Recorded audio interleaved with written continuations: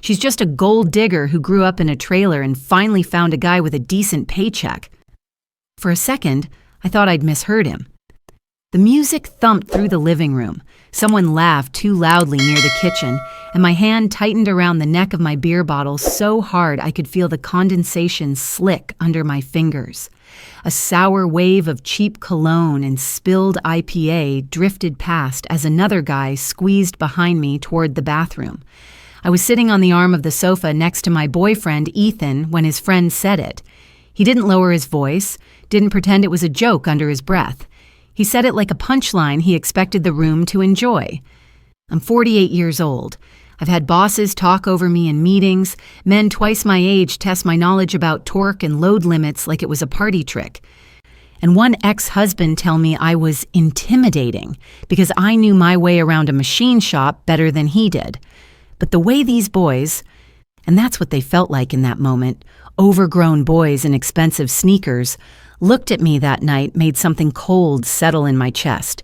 Ethan gave a weak little chuckle, the kind people use when they're not sure if they should laugh or intervene.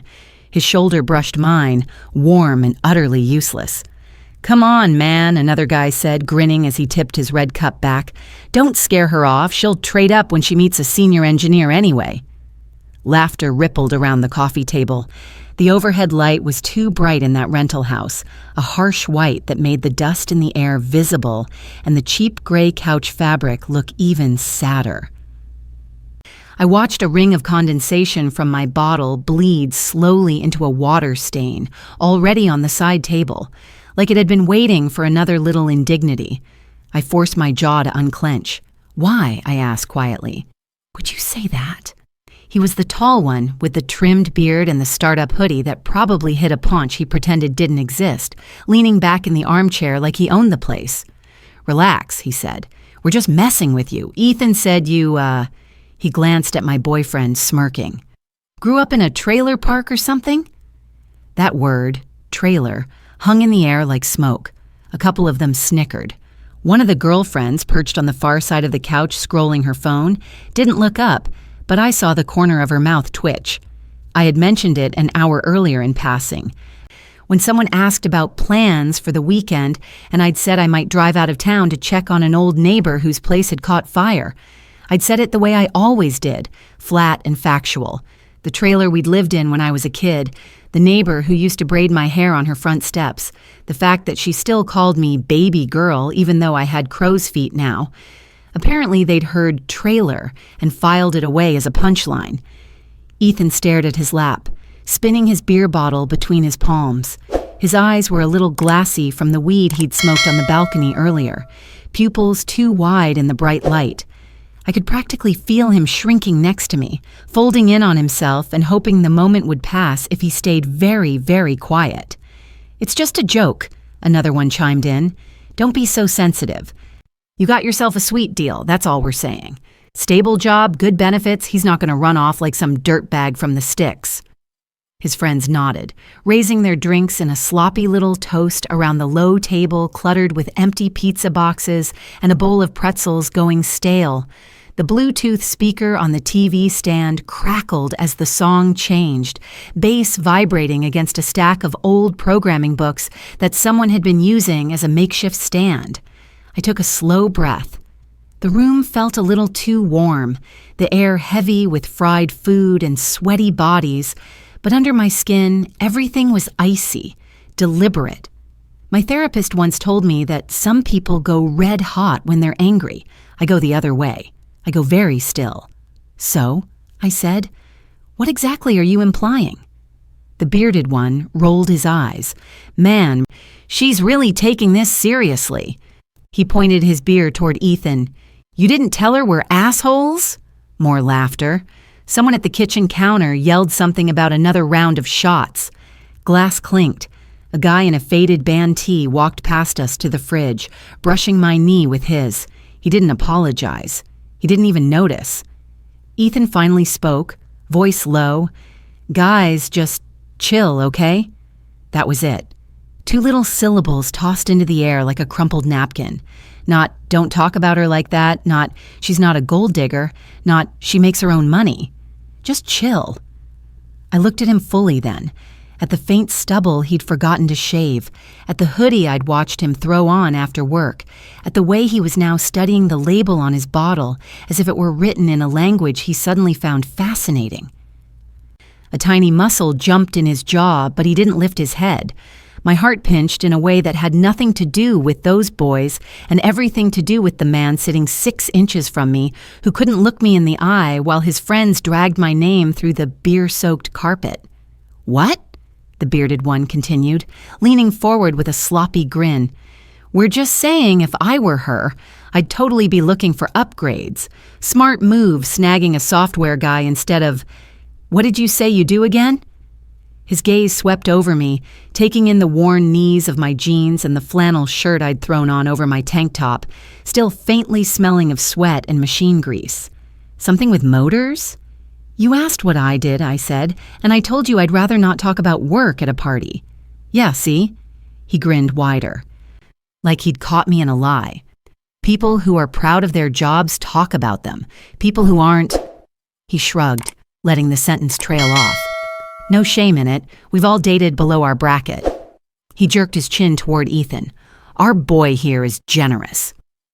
One of the girls on the far side of the room laughed too loudly at something on her phone, but her eyes flicked up and met mine for a second. There was something like discomfort there, quickly smoothed over. I heard my own voice come out calm, almost bored. "Below his bracket?" He lifted his beer in my direction. "Hey, love is love. I'm just saying if my girlfriend grew up in a trailer and complains about dealership repairs being a ripoff, I'd keep my wallet locked up too." For a heartbeat, everything went quiet in my head. The music, the chatter, the clatter from the kitchen. All of it faded, and all I could hear was the faint hum of the refrigerator and the distant traffic outside the apartment window. The overhead light glared down, flattening every shadow, making their faces look oddly naked. I thought about the motor I'd hauled out of a metal skeleton that morning, sweat dripping down my back under my coveralls in 95-degree heat. I thought about the years I'd spent crawling on concrete floors, fingers numb in winter, coaxing life out of machines heavier than any of these men had ever lifted. I thought about negotiating my salary at my current job, knowing exactly what I was worth, refusing to blink first. And then I looked at Ethan again. He still wasn't saying a word. My pulse steadied. The anger flattened into something sharper, cleaner, like metal cooling after you pull it from the forge. I set my bottle down on the table with a soft clink, the sound barely cutting through the music but loud enough that the guys closest to me glanced over. "Now, why the hell," I asked, keeping my voice level, "would you say that when I make twice what he does?" The silence that followed was the first real silence of the night, heavy and sudden, like someone had yanked the plug out of the room. Even the girl on her phone looked up and stopped scrolling.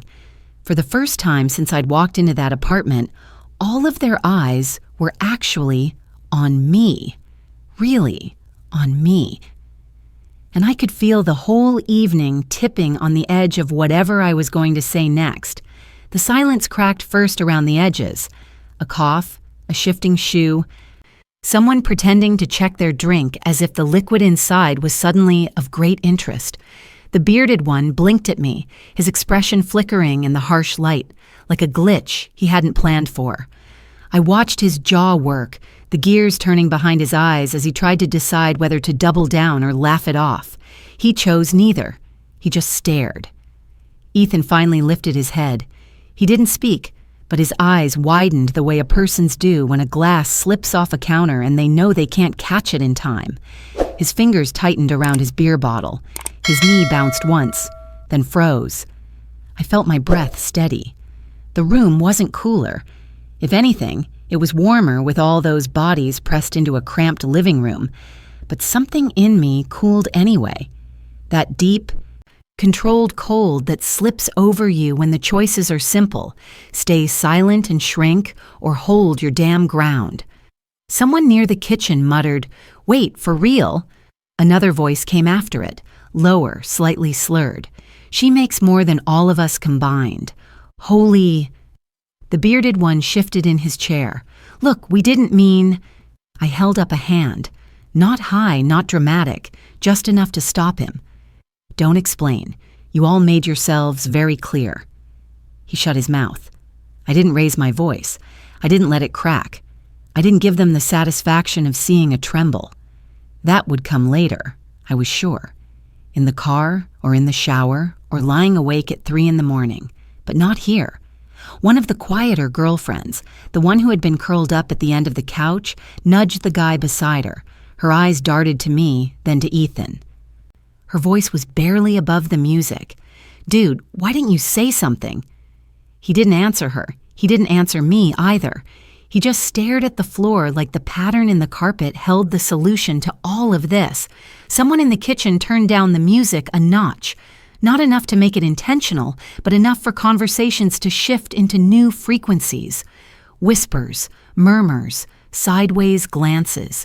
The kind that let you know people weren't done talking. They'd just changed the volume. A guy in a baseball cap snorted and muttered under his breath, "Overreacting." I turned my head toward him slowly. He straightened in his seat. From the corner of my eye, I saw Ethan flinch. "I'm reacting appropriately," I said. "You insulted me. Repeatedly. You implied I'm using him for money, when none of you bothered to ask a single thing about what I actually do." Baseball cap lifted his hands in a half-hearted surrender. Okay, fine. But why get so defensive about it?" I felt that one like a tap to a bruise that hadn't healed. Defensive.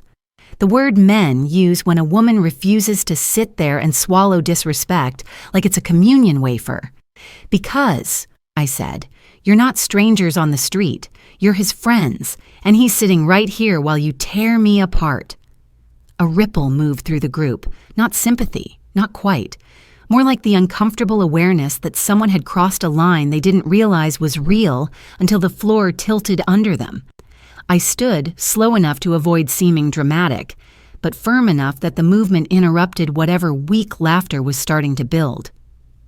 The overhead light hit my face, too bright, making everything sharper.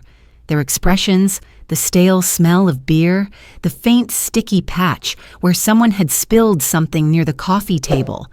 One of the girlfriends, the one who had been scrolling earlier, suddenly cleared her throat. "I'm sorry they said that. It was out of line." Her boyfriend shot her a look, but she ignored him. "Thank you," I said, meeting her eyes briefly. It means something to hear it from someone. But even that moment of softness didn't settle anything. If anything, it made the tension thicken. The bearded one slouched back, his bravado drained. Baseball cap picked at the label of his bottle. A couple of the others avoided eye contact altogether, staring at the floor or the pizza boxes or anywhere that wasn't me. And Ethan, my boyfriend, finally found enough voice to whisper, "Can we just go?" Go. Like leaving the room would unsay everything.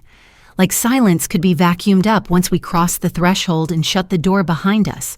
But I nodded, because I was tired and because I knew if I stayed any longer, the control I had over my voice might fracture. I stepped around the coffee table, careful not to brush against anyone. The floor creaked beneath me. I grabbed my jacket from the back of the couch, shaking off someone's discarded hoodie that had been thrown over it earlier. As I bent to tie my boot, I heard it. Low, clumsy, but clear enough in the sudden hush near the kitchen. "Rich bitch." It wasn't shouted. It wasn't meant for me to hear, but I did.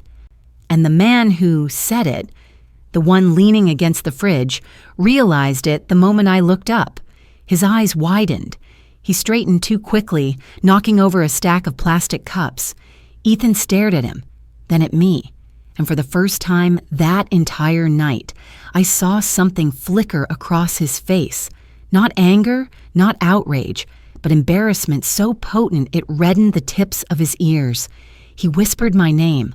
"Let's go, please." The cold inside me deepened, but not in a way that numbed. It clarified, sharpened the edges of the night, the edges of what was said, the edges of the man standing beside me who had let every moment bruise me without lifting a finger. I walked to the door. My hand rested on the knob for a heartbeat longer than necessary, as if the metal could anchor me. Behind me, the low hum of whispers began again, soft but unmistakable. I didn't turn around, but I heard every word in the tone, if not the content, the dismissal, the mockery, the way they'd already rewritten what had happened to make themselves the reasonable ones. When I finally stepped out into the hallway, the air felt cooler against my skin. Not fresh, not freeing, but different, sharper. And I knew we were nowhere near done with the truth of what this night had revealed. Ethan followed behind me, his footsteps quick and unsteady, as if he already feared what I might say once that door clicked shut behind us. And as the latch caught and sealed off the noise of his friends, I felt the weight of all the words he hadn't said pressing into the space between us. He opened his mouth to speak, and I felt the smallest, sharpest shift inside me, like the first crack in a dam beginning to widen. I didn't say anything as we walked down the hallway toward the stairs, but with every step, the quiet between us tugged open doors. In my memory, I'd spent decades learning how to close. His silence felt familiar in a way I hated, not because it was his, but because I'd known versions of it my whole life. I grew up on the far edge of town, where the pavement gave way to cracked dirt and the trailers lined up like tired soldiers. Ours was faded white with a dent near the front window from where a storm had once thrown a branch into it. If you opened the door too fast in summer, the smell hit you first. Hot dust, old linoleum, and whatever my mother was stretching into dinner over a flickering gas flame. We didn't have much, but there were always machines. A busted box fan on the counter waiting for my hands, an old radio with a loose wire, a toaster that only worked if you held the lever down. Our neighbor, Dale, tinkered with cars in his makeshift driveway garage, and the first time he let me stand close enough to watch, I was 8. The air smelled like gasoline and metal shavings, and the fluorescent light he'd bolted to the underside of the hood buzzed and flickered, painting his knuckles in sickly yellow-white. On a shelf above his workbench sat a chipped red toolbox with a broken latch. The paint was peeling, and someone had scratched initials into the lid years before I was born. One afternoon, when I handed him the right socket without him asking, he wiped his hands on an oil rag and dragged the box down. "This one's no good to me anymore," he said. "Latch is busted." But a smart girl could fix it. He pressed it into my hands. It was heavier than it looked, cool metal biting into my palms. I carried that box back to our trailer like it was made of glass. Later that night, after my mother fell asleep in front of the tiny TV, I pried the hinges straight and taped the latch with electrical tape I'd found in a drawer. Then I carved my own name, clumsy and jagged, just under the old initials. That red toolbox became my first anchor in a world that treated girls like me as if we came pre-labeled, poor, temporary, disposable. Every screw I sorted into its compartments, every stripped wire I rewound, was a small, stubborn refusal to stay where people thought I belonged. When I was 10, a notice showed up on our door, a cheap white envelope with red ink stamped across the front, heavy enough to bend when I pulled it from the bent mailbox. Past due, final warning. I didn't fully understand what it meant, but I knew the way my mother's shoulders slumped when she saw it. The way she pressed the letter flat against the table, smoothing the creases as if that could change the numbers inside. Later, she stuck it on the refrigerator with a cracked magnet shaped like a smiling orange. It stayed there for weeks, yellowing at the edges, the red stamp glaring at us every time we reached for milk. I used to trace the letters with my eyes while eating cereal, memorizing the shape of consequence. Paper and ink had the power to decide whether we stayed or packed our lives into plastic bags. That letter, that cheap, curling rectangle of threat, taught me what it meant to live at the mercy of other people's decisions.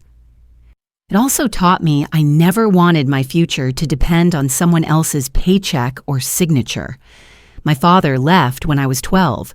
I remember the night clearly because of the sound, not of the door closing, but of the wrench clattering onto the porch. He'd grabbed the wrong keys, cursed under his breath, and tossed the heavy metal down, the clang echoing in the humid air. I watched from the window as his taillights disappeared. My mother stood at the sink, hands plunged into soapy water that had gone lukewarm.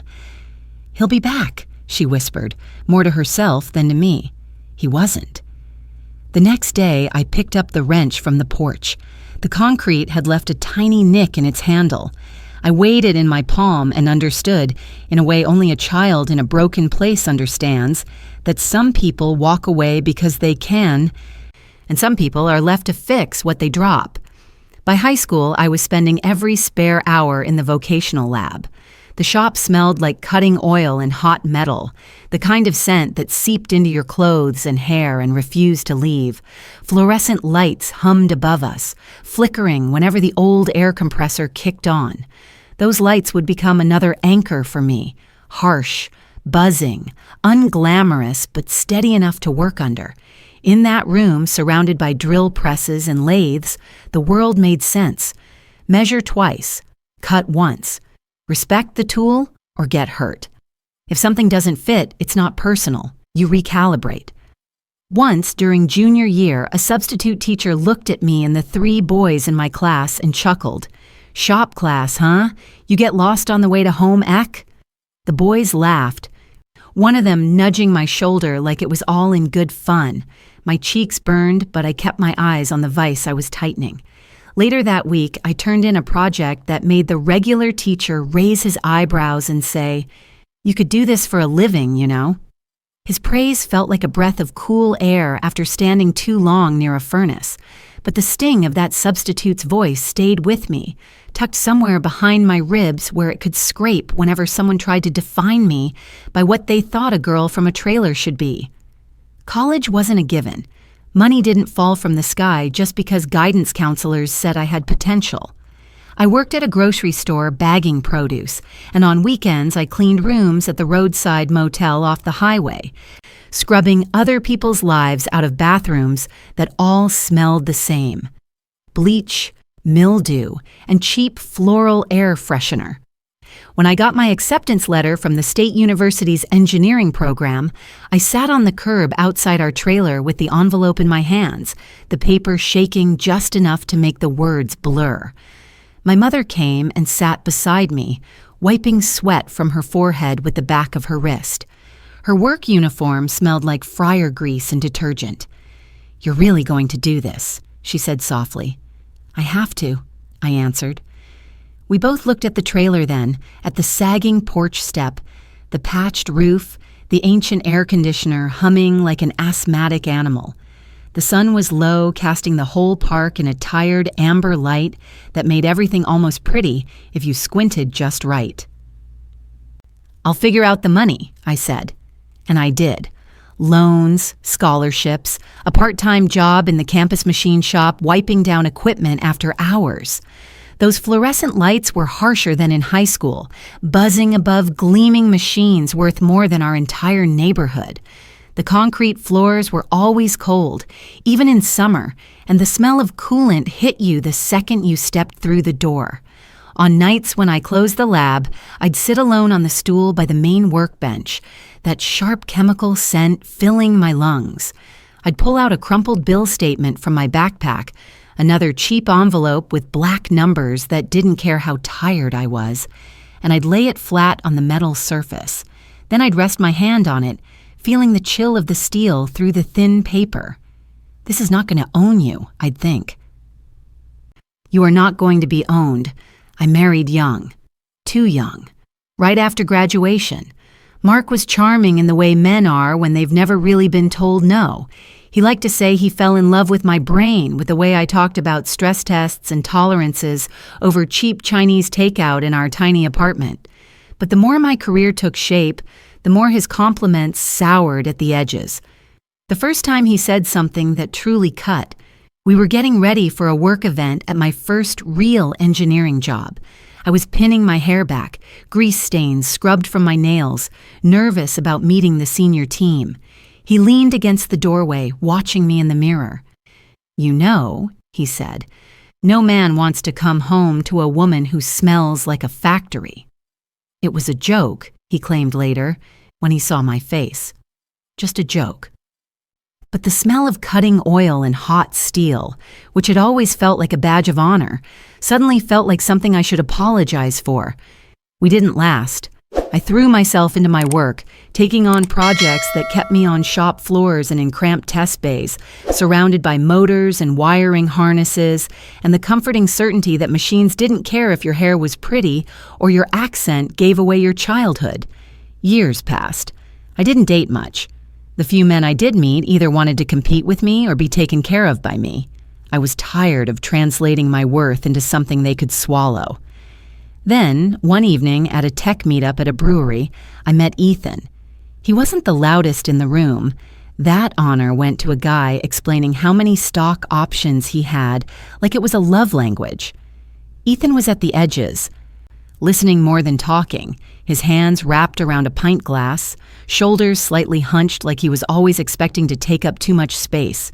He laughed at my jokes about debugging stubborn machinery.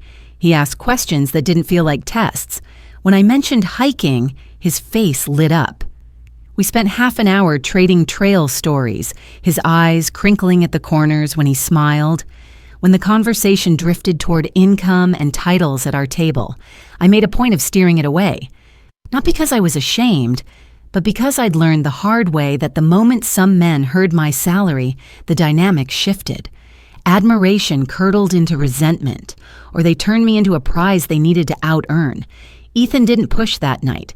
Later, when we were closing out our tab, he said, "I like that you talk more about mountains than meetings." His tone was shy, sincere.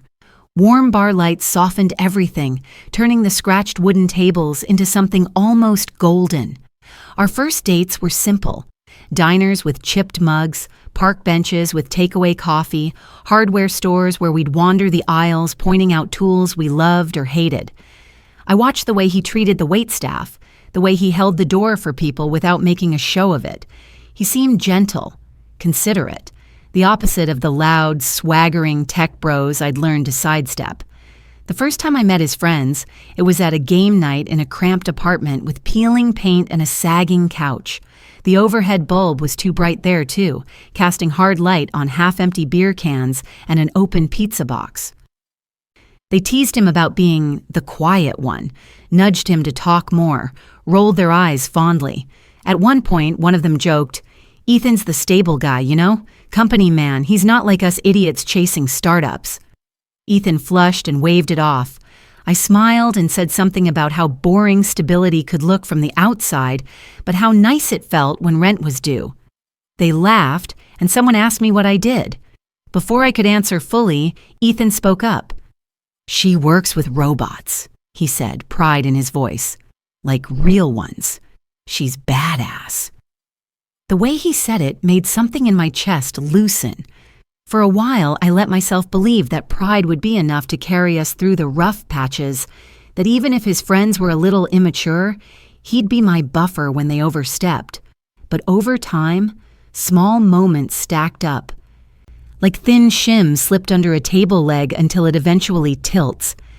There was the night at a bar when one of his coworkers raised his eyebrows after I mentioned crawling under a machine to fix a motor. "Man, Ethan, you okay with your girl doing the dirty work?" Ethan chuckled weakly. "She likes it," he said. "She's weird." They laughed. I smiled tightly and took a sip of my drink, the ice clinking against my teeth. Driving home later, I waited for him to say something, anything, about how that comment had landed.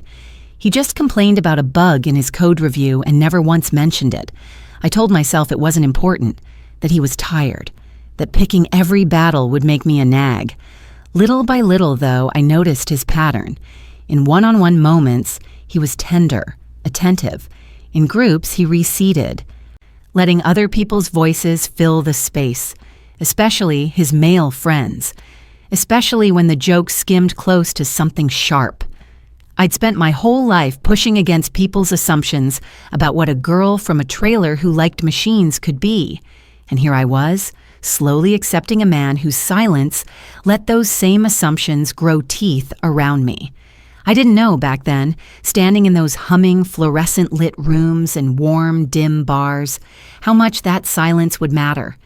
I didn't know that one day, in a living room full of his friends' laughter and stale beer, I would finally hear how loud it could get.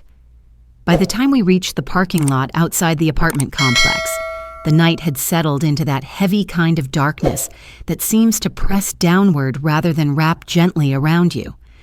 Streetlights buzzed overhead, each one casting a cone of pale yellow that left too much shadow between them. The air smelled faintly of gasoline and damp concrete. I could hear a car alarm chirp in the distance, then go silent again. Ethan walked ahead of me, shoulders tense, keys jangling in his hand as he pressed the fob too early and too often, the car's taillights blinking impatiently. I didn't rush to match his pace. I let him reach the passenger door and stand there, waiting, the glow from the overhead lamp flattening the color from his face. When I reached him, he finally spoke. "You didn't have to say it like that." His voice was small, thin, as if the words were barely holding together. He didn't look at me fully. His eyes hovered somewhere near my shoulder, a half gesture toward connection that never landed. I opened the car door slowly. "Say what like that? You know what I mean." He rubbed at the back of his neck, a habit he had when he was nervous or felt cornered. "You didn't have to embarrass me." There it was, the shift, the reframing. I'd seen it before in other men, not outright cruelty, not blatant accusation, just a slow turning of the mirror until my reflection became the problem. I got into the car. The seat was cold beneath me, and the faint scent of old takeout lingered in the upholstery. He slid into the driver's side, shut the door, and the small enclosed space seemed to shrink around us. I waited for him to say more. He didn't. "What embarrassed you?" I finally asked. He let out a breath that fogged the windshield slightly. "Telling everyone how much you make." His words hit the air like dropped tools, clattering and sharp. "You know how that looks?" I stared at him. "It looks like the truth." They didn't need to know that. I didn't need to be called a gold digger. He flinched, a tiny twitch at the corner of his eye. They were joking. They were insulting me. "They didn't mean it like that," he said quickly, his voice rising before he caught it and forced it down again. The silence that followed was the kind that filled every crevice of the car. Even the dashboard lights seemed quieter. He turned the key in the ignition. The engine started with a low rumble, vibrating softly through the floorboards. He shifted into reverse, his movements abrupt. "I just wish you'd handled it differently," he said. A small breath caught in my throat, not enough to choke, but enough to sting. Differently how? He didn't answer at first. He backed out of the parking space, the tires crunching over gravel. When he spoke again, his tone was flat, less aggressive. The word hung between us like exhaust, acidic and lingering. I kept my eyes on the windshield as the streetlight streaked past, gold smudges across the glass. I wasn't aggressive. I was defending myself. "You didn't need to escalate it. You didn't need to stay silent." His fingers tightened around the steering wheel. I watched the knuckles blanch, then slowly release. A small tremor passed through his hand, almost invisible if I hadn't been looking for it. He didn't argue, not directly, but he shifted, withdrawing into himself in that quiet, familiar way. A retreat disguised as calm. We drove in silence for a while. The city slipped by in muted colors, neon signs flickering above closed storefronts, headlights sweeping across intersections, the rhythmic thump of a distant bass from someone's open apartment window. The world outside felt too alive, too vivid compared to the stillness between us. Finally, he said, It made me feel small." That sentence softened something in me, just for a moment. Not enough to excuse anything, but enough to register the rawness in his voice. But before I could respond, he added, "And it made you look like you were showing off." The softening evaporated instantly. I turned toward him. Showing off? He swallowed hard, eyes fixed on the road. I've never once bragged about my job, I said. Not to you, not to your friends. You didn't have to say twice. You could have said you make a little more, or just said you're comfortable. But the way you said it was the truth. You don't understand how it came across. How it came across to who? My voice barely rose, but something in it made him glance at me, then away quickly. He didn't answer. We passed a strip mall lit only by the glow of an all-night laundromat. Through the window, I saw a woman folding clothes meticulously, the bright white lights inside harsher than the moonlight outside. Something about that image struck me hard. The precision, the repetition, the quiet dignity of doing what needs to be done even when no one notices. When we finally pulled into my driveway, he didn't turn off the engine. He sat there with both hands still on the wheel, shoulders slightly hunched as if bracing for a storm that hadn't yet broken. I reached for the door handle. His voice stopped me. Are you mad at me? The question was so small, so misplaced, that it hollowed out a space inside me I didn't know was there. I'm hurt, I said. There's a difference. He exhaled hard, like someone who had hoped for a different answer. I just need you to understand. I do understand, I said, more than you think. He shook his head slowly. I don't want people thinking you're with me for money. The irony of it was so sharp it almost made me laugh. Ethan, I said, and the gentleness in my own voice startled me. Do you hear yourself? He looked away again. I opened the door and stepped out. The night air hit me, cool against the heat of the car. A dog barked somewhere down the street. The porch light flickered overhead, its weak yellow glow pulsing irregularly. Ethan got out too, closing his door with a soft thump. He walked around the front of the car and stopped a few feet from me, hands shoved into his pockets. I'm not the bad guy here, he said quietly. But the way he said it, defensive, fragile, almost pleading, made something shift at the edges of my understanding. I could see suddenly the outline of a pattern forming around us. Small moments that seemed harmless on their own, but lined up neatly when you stepped back. The jokes he didn't counter, the compliments that turned sideways, the pauses where his voice should have been. He moved a little closer. Can we just forget tonight happened? I studied him in the dim light. His face was drawn, the shadows under his eyes deeper than usual. He looked young, somehow. Not in age, but in the way someone looks when they haven't yet learned how to sit with discomfort without trying to erase it. No, I said softly. We can't. He blinked, like he hadn't prepared for that answer. Why not? Because forgetting is how things repeat. He stiffened. A silence stretched between us, thin, tight, ready to snap. I didn't deserve the things they said, I continued, but I didn't expect you to fight them.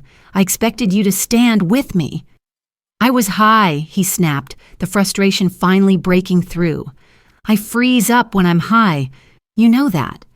I do know that, I said, and I also know you didn't unfreeze until after I spoke up. His mouth closed, his jaw tightened. Another silence. This one deeper, settling over us like dust. He looked toward the street. A car passed, headlights cutting a brief path of brightness across his face. When the light faded, he looked smaller again. People already think I'm less than you, he murmured. That's not because of me. He didn't answer, but his silence was louder than any confession. I climbed the steps to my porch, each one groaning under my weight. When I reached the top, I turned. He was still standing near the car, hands in his pockets, head bowed slightly. The porch light flickered again, momentarily plunging us both into a dim half-shadow before blinking back to life. I'll call you tomorrow, he said. We'll see, I replied. His head lifted, eyes searching mine. Do you still want to talk to me tomorrow? The vulnerability in his voice was so sudden, so unguarded that it nearly cracked something open in me. But then I remembered the laughter in that apartment, the slurs, his silence, the way he'd worried more about his own embarrassment than my dignity. "I don't know yet," I said honestly. He nodded once, stiffly, and turned back toward his car. His footsteps on the driveway were soft, but the click of the door unlocking cut through the night with surprising sharpness. I didn't go inside immediately. I stood there, my hand resting lightly on the porch railing, the wood cool under my palm. The air smelled faintly of someone grilling a few houses away, mixed with the damp earth scent that always rose after dark in my neighborhood. For a moment, I let myself feel everything. The bruise of the insults, the sting of his silence, the weight of my own patterns returning like déjà vu. A tremor fluttered through my hand, small and quick, before settling again. His engine started. The headlights washed over my legs, then moved past me as he backed out of the driveway. When he turned onto the street, the lights vanished, leaving the night dim and still again. But the quiet wasn't peace. It was the kind that follows an impact, when dust hangs suspended in the air and you're waiting to see what is truly broken. I finally reached for my front door, fingers curling around the cool metal of the knob. As I pushed it open, a strange, sharp awareness hit me. That the night's descent wasn't over yet, not by a long stretch. Something inside me had begun to tilt, and I could feel the axis shifting. Slow but undeniable. The door creaked softly as I stepped inside, and the sound settled in my chest like an unfinished sentence. Something was going to give. The next morning arrived gray and heavy, the kind of morning where the sky looks undecided about what it intends to do. I woke with that tight ache behind my ribs that comes after a night spent thinking in circles. My house was quiet. Too quiet for how loud my mind still felt. And I moved through the rooms mechanically, turning on the coffee maker, opening blinds halfway, not enough to let in real light. My boots were still by the door where I'd kicked them off the night before. One had fallen onto its side. Something about that small collapse bothered me more than it should have. I righted it, my fingers brushing the scuffed leather, then stood there longer than necessary, staring at them as if the boots might speak up and tell me what to do next. My phone vibrated on the kitchen counter. Once. Twice. Then again. I didn't rush to it. I let it buzz until it fell silent. When I finally looked, the notifications lit up the screen. "Ethan, can we talk?" "Ethan, I didn't sleep." "Ethan, please call me when you're up." "Ethan, I'm really sorry about last night. There were more, but I didn't swipe up to see them." I poured coffee into my chipped blue mug, the one I'd had since college, and leaned against the counter. Steam curled upward, soft and wavering, and I found myself watching it with a strange kind of stillness. My hand trembled once, the smallest flutter, before going still again around the handle. A vulnerability that lasted only a heartbeat, but enough to remind me the night had left marks I hadn't fully felt yet. When the phone buzzed again, I finally answered. His voice rushed out immediately. "I need to say something before you hang up." "I wasn't going to hang up." "You might," he said softly, "and I'd deserve it." The sincerity in his tone unsettled me, not because he meant it, but because I could hear the guilt underneath. Thick and sticky, the kind that wants relief more than understanding. "I hurt you," he said, "and I hate that I did. I should have said something. I know that." I didn't speak, not yet, and I've been thinking. I get quiet around them because they're loud, and they judge everything, and sometimes I feel like they're waiting for me to slip up. I freeze. I shouldn't, but I do. I let the silence stretch between us, not punishment, clarity. He drew in a shaky breath.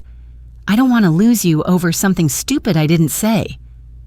That sentence landed differently, not sharp, not cruel, but heavy in a way that forced something inside me to shift. Not forgiveness, not even softness, just a widening, a crack where new truth could slide in.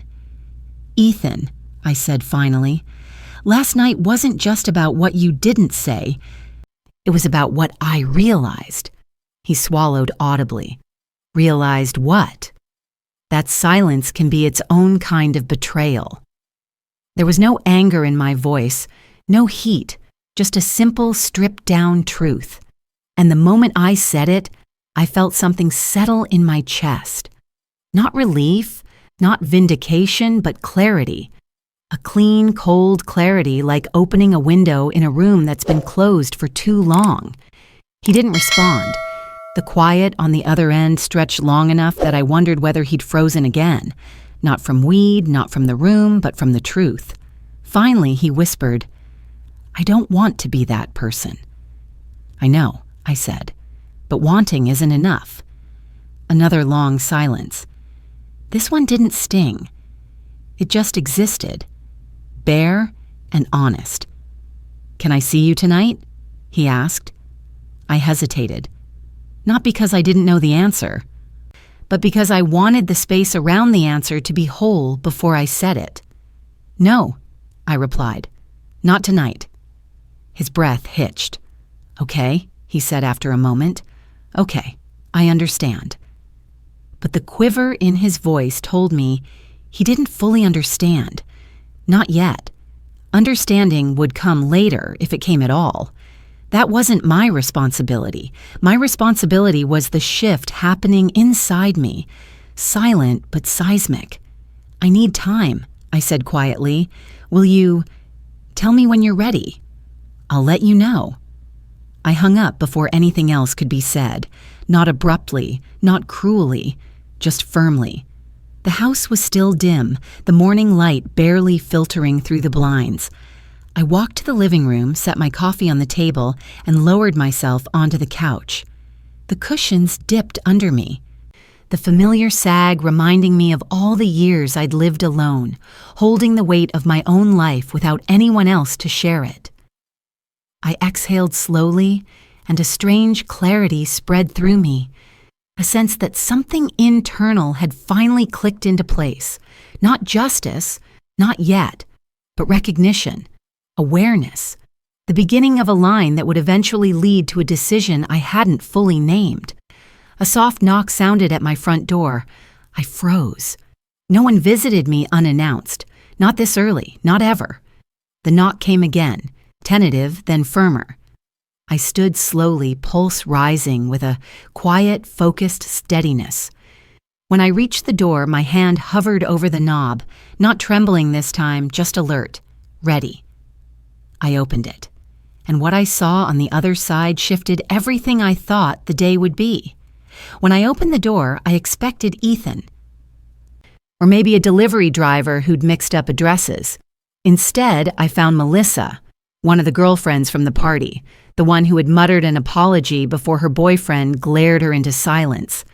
She stood on my porch holding a to-go cup of coffee, her other hand shoved awkwardly into her jacket pocket. Her hair was pulled into a messy bun, and she looked like she'd driven fast and regretted half of it. "I'm sorry," she blurted before I could even greet her. "I shouldn't have just shown up. I didn't know if you'd answer if I texted. I barely know you. I know this is weird." Her breath fogged in the cool morning air. I could see her hands shaking slightly around the cup. I stepped aside. "Come in." She hesitated, then crossed the threshold, her boots scuffing lightly against the floor. Inside, the house still smelled faintly of coffee and the lemon cleaner I'd used the night before. The quiet felt heavier with another person in it. She held out the extra cup. "I didn't know how you take it. It's just black." "That's fine," I said. We sat. She on the chair opposite the couch, me in the same place where I'd taken my first breath of clarity an hour earlier. The distance felt deliberate, as if neither of us wanted to intrude on the other more than necessary. She took a deep inhale. "Last night was bad. I know you know that, but I need to say it out loud." I waited. My boyfriend, Jeremy, he was one of the ones laughing at the trailer stuff. After you left, I told him it was disgusting. He said you were overreacting. Then he said I was too. Her mouth twisted. "We fought all the way home." She looked down at her cup. fingers tightening. I didn't sleep either. Her honesty was a small, unexpected kindness. It didn't erase anything, but it softened the edges of the morning just enough. "I saw you look uncomfortable," I said. "You didn't have to come here." "Yes, I did," she said quickly, "because I want you to know they talk like that about everyone, not just you. They tear down any woman who doesn't fit whatever box they think women are supposed to fit in. The income thing. It would have come up eventually. They do it with any woman who makes more than her partner." She paused, a new tension creeping into her posture. "And Ethan should have said something." I nodded once, quietly. The truth didn't need embellishment. "What he did, or didn't do, isn't mine to defend," she said. "But for what it's worth, he looked sick after you walked out." I think he realized too late what he'd done. I didn't respond to that, not because it wasn't true, but because truth alone didn't heal anything. She shifted in her seat. "Look, I know you're not asking for advice, but I think you should know something. Your boyfriend's friends. They act different when women aren't around. Meaner, cruder, insecure in that performative, exhausting way." She hesitated, then her voice dropped. "And they resent him." That made me look at her. "Resent him?" She nodded. "Ethan's the only one who has stability. He's steady, he doesn't brag. He doesn't treat life like a leaderboard. They needle him about it constantly. You probably haven't seen it, but I have." I sat still, absorbing that. It didn't excuse him, but it colored the background of his silence. Pressure layered on top of pressure. Boys jockeying for dominance disguised as camaraderie. A hierarchy built on insecurity. She looked toward my kitchen with a tight breath. "When you said you made twice what he does, they weren't embarrassed because of your income. They were embarrassed because Ethan never told them. They all thought he made more than you. He let them believe it. Maybe even needed them to." A soft click sounded inside me. The recollection of the past due notice on the refrigerator when I was 10, the red ink glaring against the white envelope. That threat didn't come from friends, but the feeling was the same. The way silence around money shifts power in a room long before anyone realizes it. "Why are you telling me this?" I asked. She drew in a long, steadying breath. "Because I saw your face when they said those things to you, and I know that feeling. The moment when you realize someone you care about won't speak up for you." Her eyes glistened. She blinked rapidly. "I wanted to tell you you're not crazy. It really was as bad as it felt." A swell of gratitude rose in me. Unexpected, quiet, but real. She stood, smoothing her jacket. "I won't take more of your morning. I just didn't want you thinking you were alone in what you saw."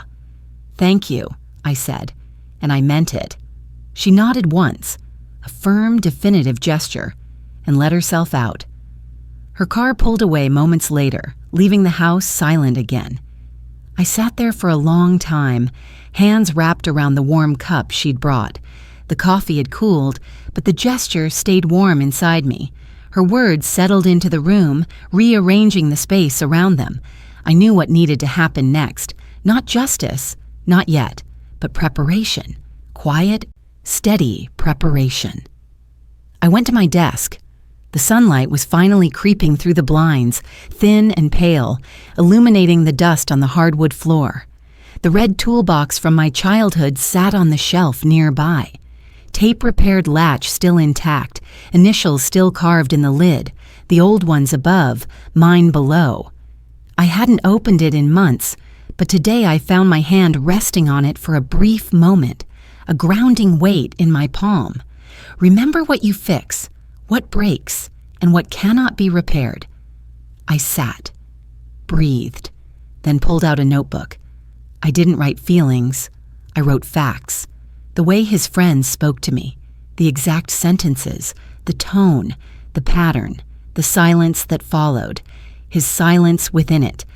This wasn't evidence for a courtroom, it was evidence for clarity. For me, so I wouldn't later let him sand down the edges of the night until everything felt smoother than it had been. Midway down the page, my phone buzzed again. Ethan. Can I bring breakfast? I wrote that down too. I didn't answer. The notebook filled slowly, line by line, with details I didn't want to lose. Not accusations, observations, clean and simple. As methodical as any diagnostic sheet I'd filled out in the shop. Another message. I want to apologize properly, in person. Another. Please let me see you today. I left the phone face down. Later, I called the robotics lab and requested a personal day. My supervisor sounded surprised. I almost never took time off. But she approved it instantly. The relief in her voice reminded me how hard I tended to grind myself down. With unexpected hours stretching in front of me, I turned to the quieter forms of preparation: laundry, dishes, sweeping the living room floor, wiping down my counters, not out of avoidance, out of grounding, movement to settle thoughts. Around noon, another message came through. I told my friends not to talk about you like that again. I added that to the notebook too, a small line beneath the others. Not significant enough to tilt the scales yet, but something to examine later. I ate lunch standing at the counter, chewing mechanically, my mind still moving. The house hummed with the refrigerator's low rhythm, the same kind of machine song I'd grown up around. My childhood anchors returned subtly. Fluorescent light hum, paper notices, the weight of metal in my hands, echoing how clarity had always arrived for me. Slowly at first, then all at once. Mid-afternoon brought the next micro-change, a voicemail from Ethan's closest friend, one who hadn't spoken last night. His voice was tight, awkward, stumbling around the edges of an apology he couldn't quite finish. I didn't say anything yesterday, I should have.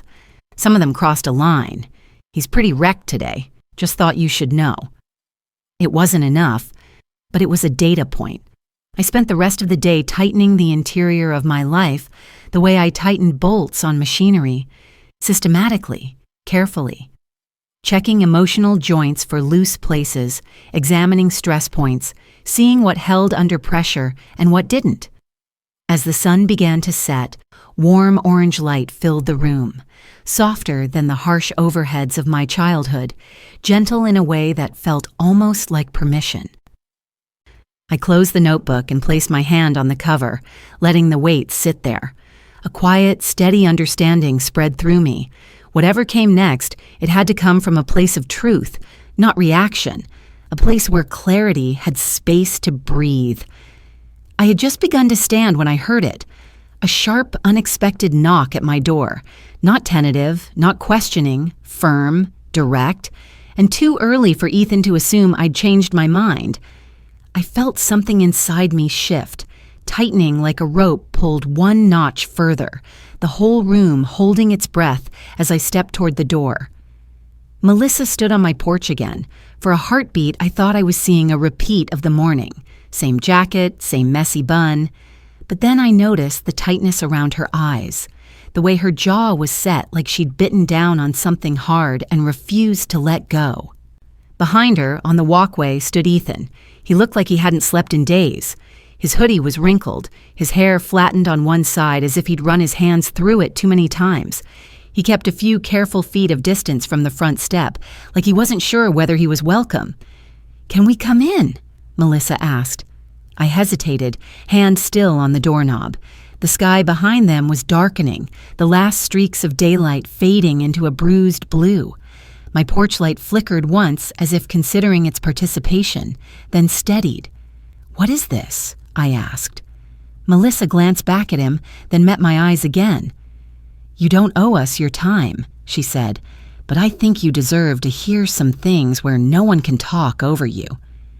There was something in her tone, steady, unflinching, that made me step aside.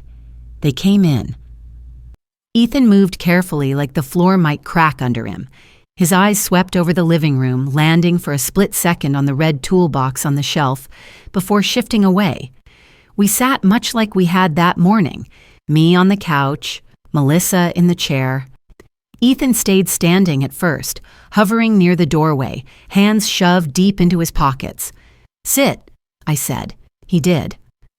The room felt small with all three of us in it. The lamp cast a warm, contained light, gentler than the harsh bulbs at the party. Shadows pooled in the corners. The hum of the refrigerator in the kitchen was the only background noise. I told her, Melissa began, nodding toward Ethan, that I went to see you this morning. His shoulders hunched a little. I know, he said quietly. She told me. That's why I'm here. That's not the only reason, Melissa added. I raised an eyebrow. Then start with the other one. She took a slow breath. After you left last night, they kept talking. Worse. Like you weren't a person, just a story they could chew on. I told Jeremy I thought it was disgusting. He told me to lighten up. Then he said you were playing the victim and that you'd probably dump Ethan now that everyone knew what you really made. Ethan winced. I stayed silent. I told him I wasn't okay with that, Melissa continued. We argued for hours. This morning, when I got home from seeing you, he'd texted Ethan a whole string of messages, screenshots of the group chat, jokes, comments, plans for how they were going to fix what happened by making it your fault. She reached into her bag and pulled out her phone. The screen glowed pale in the lamplight as she tapped. I sent them to myself before he could delete them. I wasn't sure if I should show you, but then I realized pretending you didn't know wouldn't protect you. It would just protect them. She handed me the phone. My stomach tightened as I took it, the weight of the device suddenly heavier than its size warranted. The chat was open. A string of messages from numbers I didn't recognize at first glance, then did when I looked closer. She went nuclear. Next time, tell your girl to chill, man. She really had to flex the salary? Massive red flag. Trailer to trophy. That's quite a pipeline.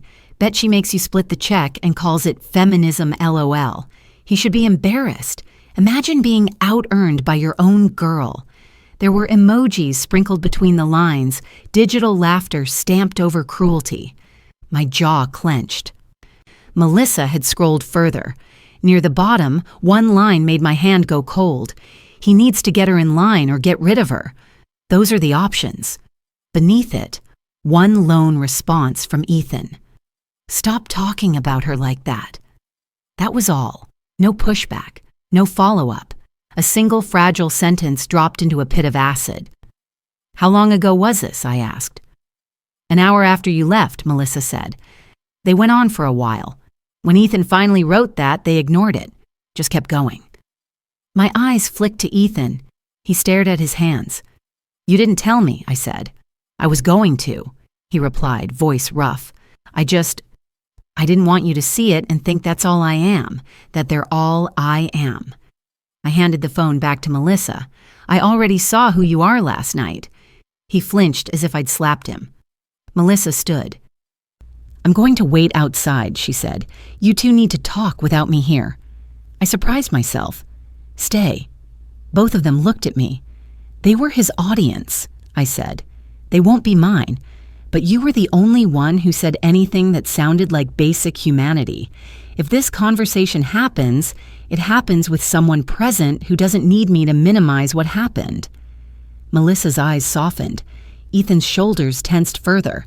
She sat back down silently. I turned to him. You came here for what, exactly? To apologize, he said.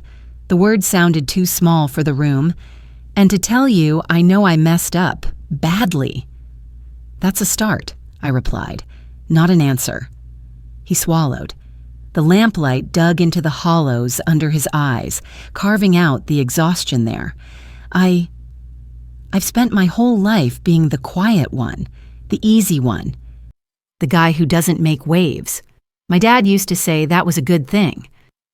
You don't need to be the loudest to be the smartest, he'd tell me. But somewhere along the way, I turned it into this. He gestured vaguely between us.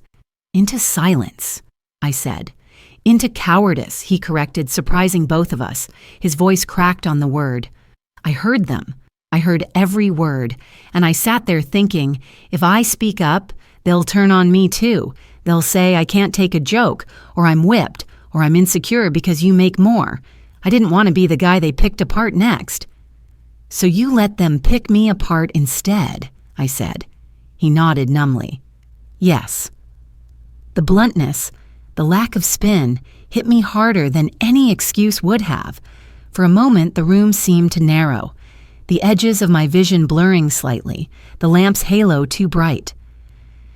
I've been that guy in every group I've ever been in, he continued, the one who laughs along so he doesn't get singled out. I thought if I just kept my head down, it would be easier. But last night, he stopped. His throat worked. Last night I watched their words land on you like, he exhaled shakily. Like every time I've been on the other end of something and wished someone, anyone, would say, hey, knock it off. And I didn't. I sat there and waited for it to stop on its own. A silence fell, deep and heavy. Melissa watched him, arms crossed, eyes sharp. I could feel my own heartbeat slow and deliberate in my chest. Do you know why it hurt so much? I asked. Because I didn't defend you, he said immediately. That's part of it, I replied, but it's more than that. It's that I have spent my entire life making sure I would never need a man to stand between me and someone else's disrespect. I taught myself to fix machines. I dragged myself out of a trailer park with a wrench in one hand and a student loan bill in the other. I have held my own in rooms full of men who thought they could talk over me. He looked up at me then, finally, fully. And the one time I decided to trust someone to stand with me, I said quietly, he decided his friend's comfort mattered more than my dignity. The words hung in the air like metal cooled in water, solid, unyielding. His lips parted, but nothing came out. If they had made fun of you for making less than me, I continued, I would have shut it down. If they had called you useless or a leech, I would have said something right there in front of them. Not because I think you need me to defend you, because I know what it feels like to be attacked for something that has nothing to do with your worth. A slight tremble passed through his shoulders. He gripped his knees, knuckles white. I know, he whispered. I know you would have.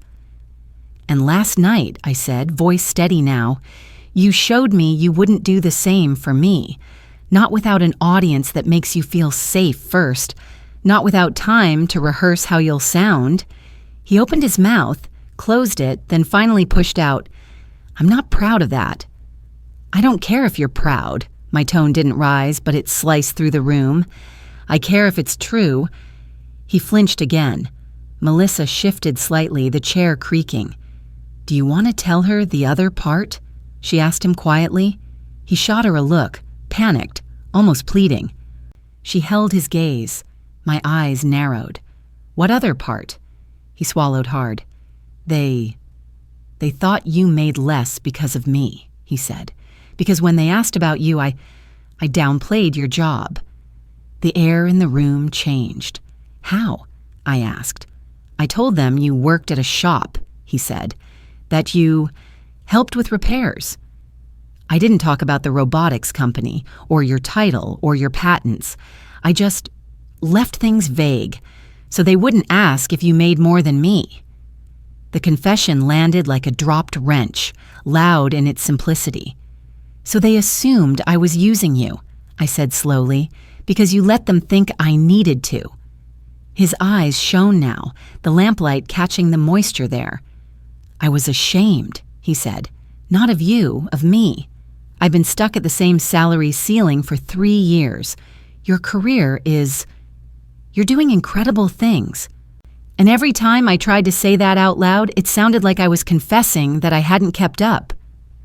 So you shrank me to fit them, I said. He squeezed his eyes shut. Yes. The room went very still. Even the refrigerator hum seemed to recede. That was the crack I hadn't fully seen before. Not just silence, not just a failure to defend, a willingness to reshape me in absentia so that his world would stay unchallenged. Melissa let out a slow breath. I told him, she said, voice low, that he needed to tell you that part himself, that leaving it out would be another lie. He nodded, misery flooding his features. My mind flicked back, unspooling small moments. The way his friends always made assumptions about my schedule, the jokes about blue-collar hours, the surprise when I'd declined an invite because of a meeting with investors. "He said you liked your job," one of them had commented once, "but at least you're not one of those career-obsessed robots. You still know what matters." At the time, I'd brushed it off. Now I saw the scaffolding behind it. "I didn't want them to think I was less," Ethan whispered. "I didn't realize I was making you less instead." "You realized enough to avoid the truth," I said. He had no answer for that. The weight in my chest shifted again. No longer the pressed down kind of hurt, but something deeper, older. The same weight I'd felt staring at that past due notice on the fridge as a kid. The realization that some people will let the threat hang over you as long as it doesn't reach them. "I grew up under red letters and cheap envelopes that decided where we could live," I said. "Every time I got a promotion, every time my paycheck inched up, I told myself I was building a life where no one could kick my door in with a piece of paper, where no one could say, 'You don't belong here,' and be right." I looked at him, at his hunched shoulders, his wet eyes, his clenched hands. "And last night," I continued, "your friends tried to evict me from my own life story. They tried to write me as the stereotype I've spent 40 years outrunning, and you let them." His face crumpled. "I'm sorry," he choked out. "I am so sorry. I'll cut them off. I'll tell them everything. I held up a hand. His words died instantly. "This isn't about them anymore," I said. "This is about you and me. About whether I can trust the man I'm with to keep me whole when people try to chip away at me." He stared at me like a drowning man watching the last lifeboat pull away. "Can you?" he whispered. "Trust me, I mean.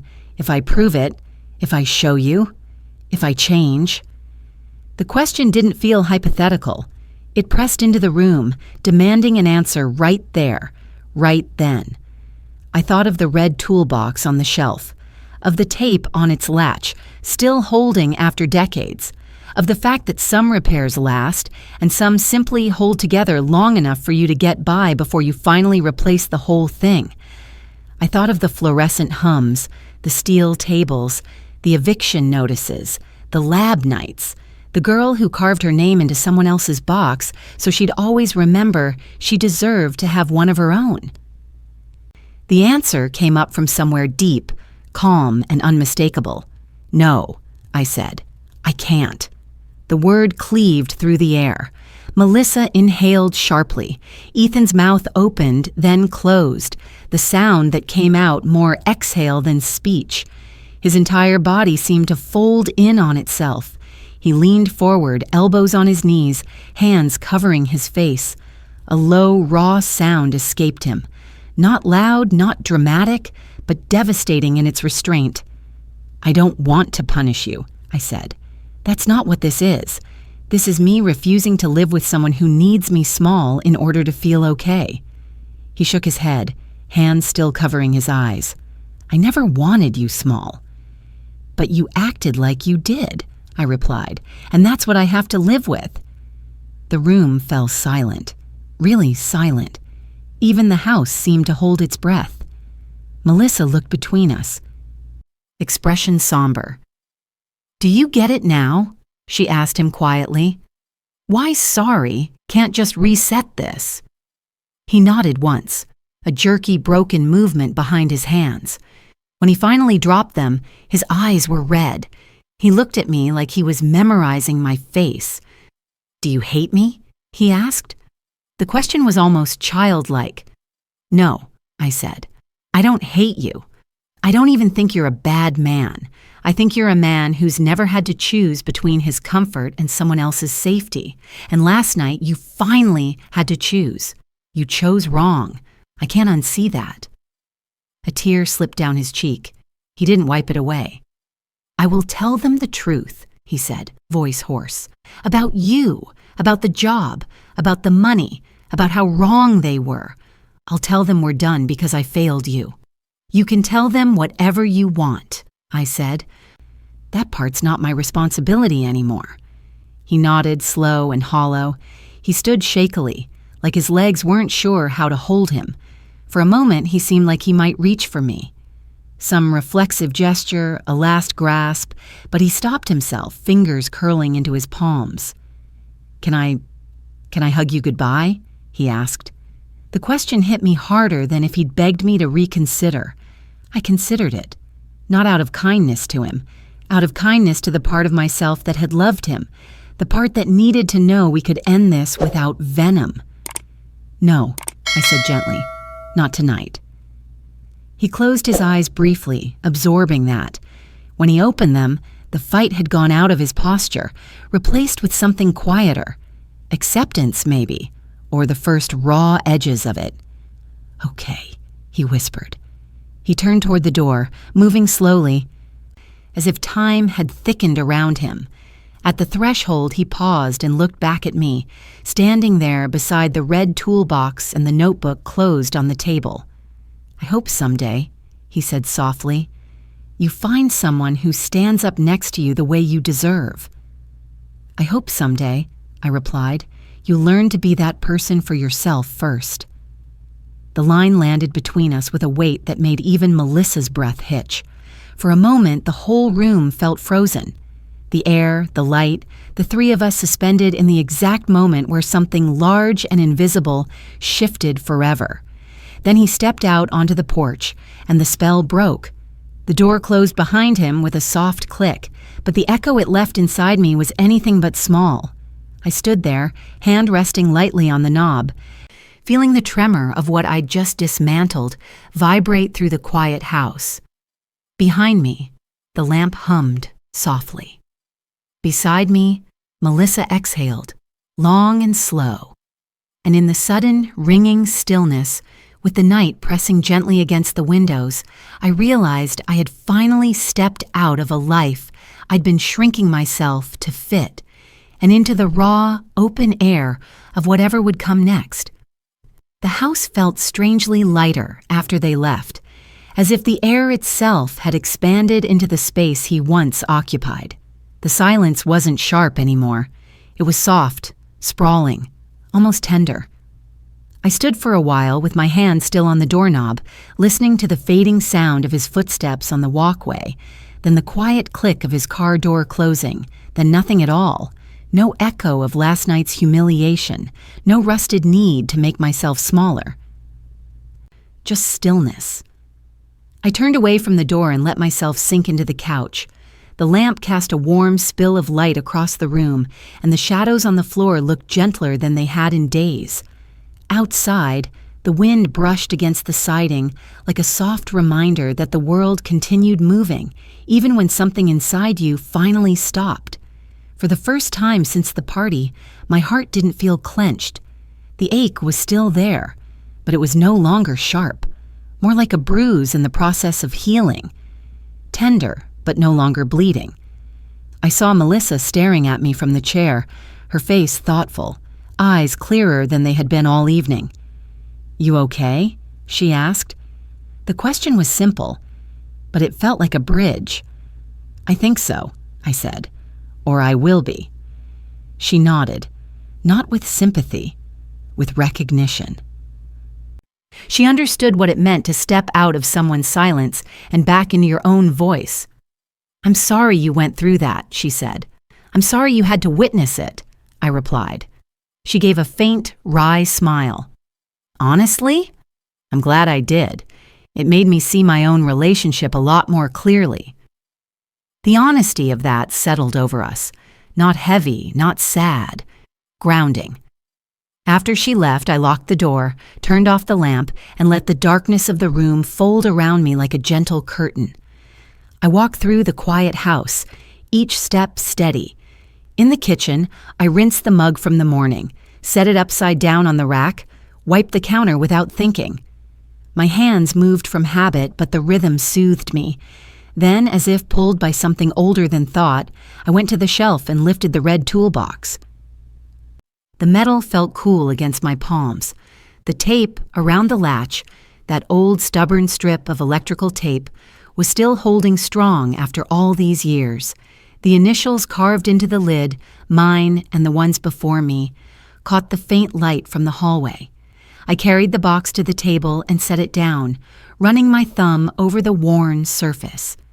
This box had been my first lesson in self-sufficiency, my first refusal to accept the version of myself others tried to hand me, my first declaration carved in crooked letters that I belonged in any room machinery lived. I opened the lid slowly.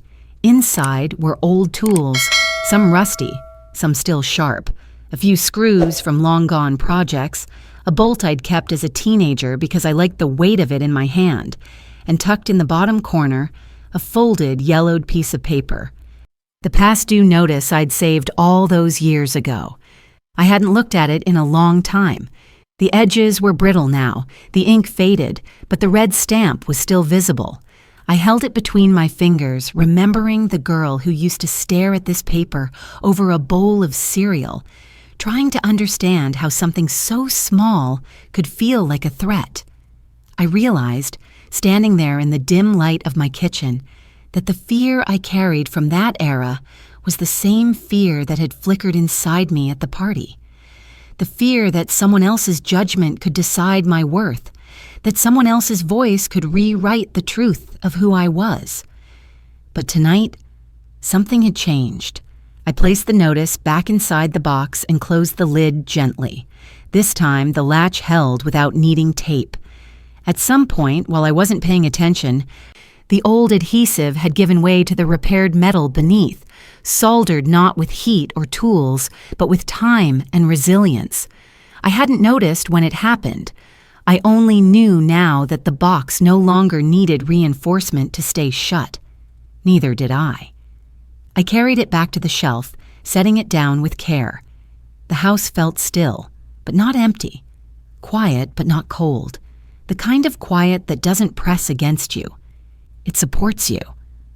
I walked to my bedroom, turned on the soft lamp, and sat at the edge of the bed. My phone lay on the nightstand. I picked it up not to read messages, but to silence the notifications. Then I placed it face down and let the room breathe around me. For the first time in a long time, I didn't feel like I had to brace myself. I lay back on the pillows and exhaled slowly. This was what clarity felt like. Clean. Simple.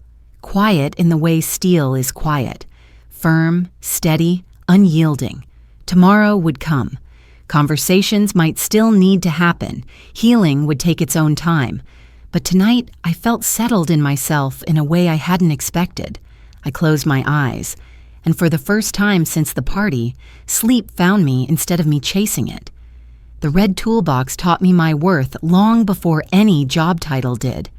Tonight, it reminded me again. What once held the weight of survival now feels like a symbol of strength, not patched together, not barely holding, but whole in a way I didn't see coming. If my story touched something in you, tell me what part stayed with you. Sometimes sharing the truth helps us both breathe a little easier.